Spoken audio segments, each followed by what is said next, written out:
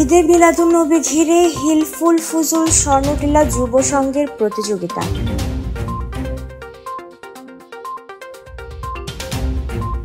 পবিত্র ঈদে মিলাদুন্নবী ঘিরে হিলফুল ফুজুল স্বর্ণটিলা যুব সংঘের উদ্যোগে নাত, কেরাত ও আজান প্রতিযোগিতা অনুষ্ঠিত হয়েছে।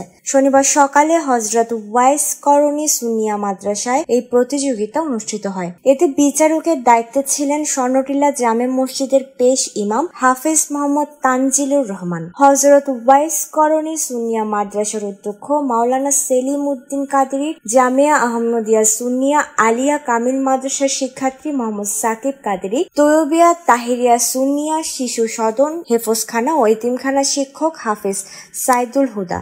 এ সময় হিলফুল ফুজুল স্বর্ণটিলা যুব সংঘের সভাপতি মোহাম্মদ জালাল উদ্দিন জীবন ও সাধারণ সম্পাদক মোহাম্মদ ওয়াসির জামান ওসি সহ সংগঠনের সকল সদস্যরা উপস্থিত ছিলেন।